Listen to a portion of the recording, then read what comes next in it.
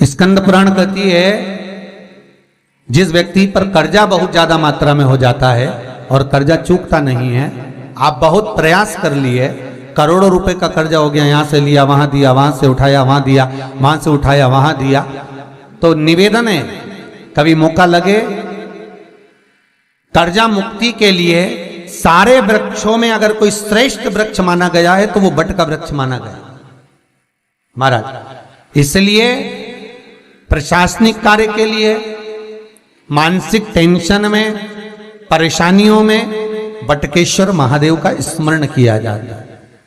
और यदि निवेदन करूंगा बहुत ज्यादा, यदि आपको कर्जा हो गया है, बहुत ज्यादा कर्जा हो गया और वो कर्जा चूक ही नहीं रहा, तो थोड़े दिन बड़ के पेड़ के नीचे आप बटकेश्वर महादेव के लिए 1 लोटा पानी, उसमें थोड़ा सा पिसा हुआ चावल पीस के गला लेना चावल को और पीस लेना, पीस के उस पानी में मिला लेना और मिलाकर उसमें थोड़ी सी हल्दी पिसी हुई डालकर बटकेश्वर महादेव के नाम से बड़ के पेड़ के नीचे अपनी कामना कर कर जो कर्जा हुआ है उस कर्जे का भान देते हुए, स्मरण देते हुए छोड़ दीजिए महाराज। 2 या 3 सोमवार एक ही जगह पर करना, 3 सोमवार बाद वहीं से बड़ के पेड़ की थोड़ी सी जड़ उठा लाना और उस जड़ को एक कोई धागे में बांधकर या तो अपनी गले में डाल लो या अपनी जेब में पटक लो, उसको थोड़े दिन पटक कर रखना, लगभग 2 से 3 महीना पटक कर रखो। वो जड़ जैसे बड़ का पेड़ विस्तार होता है, पानी गिरे ना गिरे, जल वृष्टि हो ना हो, गर्मी पड़े ना पड़े, उसको कोई फर्क नहीं पड़ता, बड़ का वृक्ष आप रूप फैलता जाता, उसकी जड़ें अपने आप प्रबल होती है। उसी तरह ये बटकेश्वर महादेव कहीं से भी अगर जड़ आपके पास में रखी है 1 महीना, 2 महीना, 3 महीना तक, तो ये जड़ अपने आप लक्ष्मी को पकड़कर खींच कर लाती है और कर्जे से मुक्त कर देती। बटकेश्वर महादेव का स्मरण सुख का देना हो महाराज। ऐसा कोई कार्य नहीं जिसमें पशुपति व्रत लाख ना करे, बस दिल से अगर आपने पशुपति व्रत करा है, बाबा विश्वनाथ के 5 पशुपति व्रत होते हैं, किसी भी सोमवार से चालू कर सकते हैं। बस करना क्या है, सुबह पूजन की थाली लगाकर लेकर जाना है, शंकर भगवान के शिवलिंग की पूजन करना है, मंदिर में अभिषेक पूजन करो, वो थाली वापिस लेकर आ जाओ, घर में रख दो। उसी थाली में शाम के समय प्रदोष काल में सूर्य डूब रहा हो, उसके कुछ ही समय के बाद आप आनंद में 6 दिए घर से लेकर जाओ, थोड़ा सा मीठा बनाकर लेकर जाओ और 5 दिए शंकर जी के मंदिर में लगाओ। पूजन करने के बाद में मीठे के 3 हिस्से कर दो, 2 हिस्से बाबा के मंदिर में अलग अलग रखिए, एक ही प्लेट में 2 हिस्से नहीं रखना है, दोनों हिस्सों को अलग अलग कटोरी में, अलग अलग दोने में, अलग अलग प्लेट में बाबा को रख दो और एक हिस्सा, एक दिया लेकर आ जाइए। घर के दरवाजे में प्रवेश करते समय राइट भाग में एक दिया घी का लगा दीजिए जो लेकर आए हो मंदिर से, उसको जला के नहीं लाना है, वहीं पर जलाना। दरवाजे के पास आराम से बैठो, दिया जलाओ और प्रसाद लेकर अपनी कामना कर कर घर के अंदर सीधा पांव रखकर अंदर चले जाओ। सवेरे फरियाल करो, शाम को भोजन करो। जब भोजन करो उस समय पर जो मीठे का आपने भोग लगाया था भोलेनाथ जी को, जिसका एक हिस्सा लेकर आए हो, सबसे पहले भोजन में वो हिस्सा खाओ। प्रसाद का जो हिस्सा लेकर आए हो उसमें से किसी को वो हिस्से में से प्रसाद नहीं देना, चाहे घर में बच्चे हों चाहे बड़े हों। आपको ज्यादा प्रसाद ले जाना तो अलग से ले जाओ, पर उस हिस्से में से किसी को प्रसाद ना दें। और वो प्रसाद पहले पाकर फिर आप भोजन प्रसादी ग्रहण करें। पर इसका नियम यह है कि प्रसाद जब आप लेकर आते हैं, आपको पहले भी कथा में कहा कि शंकर का प्रसाद रात भर नहीं रखा था। जितनी जल्दी आप प्रसाद का हिस्सा लेकर आए हैं, आधे घंटे के अंदर, पौन घंटे के अंदर आपको वो प्रसाद पाना है और भोजन करना ही है। ये नहीं कि सब आएंगे, इंतजार कर रहे हो, 10 बज गई, 11 बज गई, प्रसाद आपका इंतजार कर रहा है। जो प्रसाद है वो आपकी प्रतीक्षा कर रहा, आपकी बाट जो रहा, आपका इंतजार कर रहा। ये नहीं होना चाहिए। महाराज कितना सुंदर कहा है शास्त्रों में कि केवल एक देव अधिदेव महादेव एक ऐसे होते हैं जिनका प्रसाद रात भर नहीं रखा था।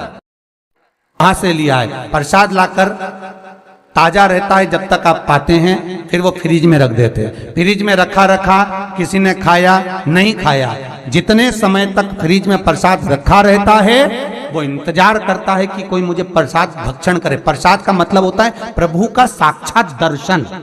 प्रसाद का मतलब ही यही है, प्रसाद, प्रभु का साक्षात दर्शन। वो रखा रखा जब ज्यादा समय हो जाता है तो घर में वो कष्ट प्रदान करने लगता है। हमेशा याद रखो, प्रसाद जैसे ही आए उसका सही समय पर उसको पाओ। रखे हुए प्रसाद पड़ा हुआ है, फ्रिज में रखा हुआ है, बेटा खाएगा, बहू खाएगा, ये खाएगा, वो खाएगा, फिर धीरे धीरे वो बद्दुआ देना प्रारंभ कर देता है, जिससे घर में बड़ी बीमारी फैलने लगती है, बड़ा रोग आने लगता है। तो लोग सोचते हैं हमारे घर में ना तो हम कोई नशा करते हैं, ना हम कोई चीज खाते हैं, ना हम बाजार का खाते हैं, फिर रोग कहां से आता, फिर बीमारी कहां से आती? अर्थात वो बद्दुआ देता है। उसका प्रयोग करो, समय पर करो, समय पर पाओ। कई लोग कहते हैं महाराज जी हमारे ये बीमारी कहां से आ गई?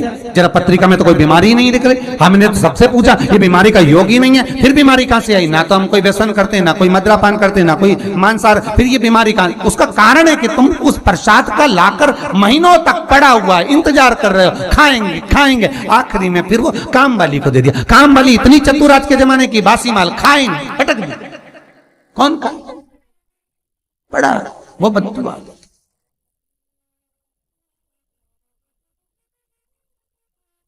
जितना आपको पाना है, जितना आपको लेना है, उतना प्रयोग करो। ज्यादा रखकर बहुत दिनों तक पड़ा है, थोर रखी है, मोहन थाल रखा है, लड्डू रखा है, पेड़ा रखा है, कुछ सामान रखा, नहीं नहीं भाई, जितना बने उतना लाओ, नहीं तो किसी को तुरंत बांट दो, समापन करो। पर अपने यहां पर बहुत दिन तक रखकर उसका बाबा स्वयं, मेरा श्री जी बाबा, मेरे तिरुपति बाबा, मेरा गोवर्धन नाथ, मेरा भोलेनाथ, उस प्रसाद के रूप में तुम्हारे घर में कितने दिन इंतजार करे कि मैं तेरे भीतर प्रवेश करूं, पर तू कराए नहीं, पड़ा है, रखा रहने दो, मन नहीं करता। शक्तियों जैसा कर्म मत करो जिससे हमें कष्ट की। कई लोग कहते हैं हमने पशुपति व्रत करा, हमारा बहुत काम हुआ। कई लोग कहते हैं हमने करा पर हमको अभी तक उसका कारण है कि तुम बहुत देर तक प्रसाद को इंतजार करा रहे हो। तो बाबा भी आपको इंतजार करा रहा है, मेरा विश्वनाथ भी इंतजार कर रहा है। उस समय अवधि का भान होना चाहिए। निगाह हटी, दुर्घटना घटी, बस ध्यान रखो। हम कहते हैं कि हम पूजन करते हैं, हम पाठ करते हैं, हम अर्चना करते हैं, हम अनुष्ठान करते हैं, हम भगवान की सेवा करते हैं, फिर दुख हमको ही क्यों आता है? उसका कारण केवल इतना सा कि दुख हम खुद बुलाते हैं, दूसरा नहीं। हम स्वतः पशुपति व्रत 5 व्रत करो। 5 व्रत पूर्ण होने पर कई माताएं कहती है कि बीच में हमारे व्रत छूट जाते हैं रजस्वला धर्म के समय पर, तो व्रत तो करना पड़ेगा पर पूजन नहीं होगी और वो गिनती में भी नहीं आएगा। पर व्रत करना है पर गिनती में नहीं आएगा। मार पूजन भले मत करो, 7 दिन बाद आप जो व्रत करें वो अपने ऊपर है, पर गिनती में नहीं आएगा। व्रत करना पड़ेगा। गिनती में तब आएगा जब दरवाजे पर आप दिया लगाएंगे, जितने दिए आपने लगाए उसी गिनती में आएगा। और महाराज 5 व्रत जब पूर्ण हो जाएं, 5वां व्रत रहे, तब एक नरियल, श्रीफल, उस पर एक मोली नाड़ा लच्छा लपेटकर उस पे 11 रुपए रखकर, कोई आपको किसी को ना भोजन कराना है ना भंडारा करना है, केवल मोली लच्छा लपेटकर 11 रुपए रखकर बाबा विश्वनाथ के सम्मुख में शंकर जी की वो जलाधारी जो गोल है माता जगत जननी का हस्तकमल, उसी पर रख देना है। विनती कर देना, बाबा मेरी ये कामना से मैंने ये व्रत किया। जो पशुपति व्रत स्कंद पुराण में, लिंग पुराण में, नर्मदा पुराण में, शिव महापुराण में, पद्म पुराण के अंदर वर्णन किया, वो व्रत मैंने किया। बाबा मेरे इस व्रत को स्वीकार करना, मेरी कामना पूर्ण करना। बाबा को झोली पसार कर प्रणाम करो और अपने घर को चल जाओ। बस यही 5 व्रत का विधान। पशुपति व्रत ऐसा कोई काम नहीं जो ना हो, बस दिल से अगर व्रत किया है तो बाबा मनोकामना पूर्ण तो करे ही है।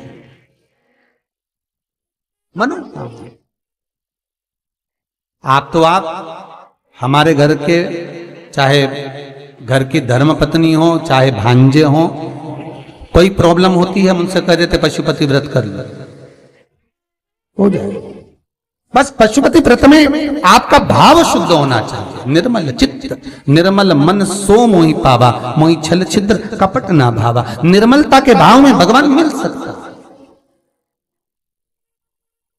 और फिर निवेदन करूंगा, एक लोटा पानी चढ़ाओ ना चढ़ाओ, पर बाबा से दिल से आप मिलो तो एक बार, दिल से उससे कहो तो। शिव शंकर का पशुपति व्रत केवल संसारिक मनुष्य ही नहीं करता, ये पशुपति व्रत देवता भी करते, देवता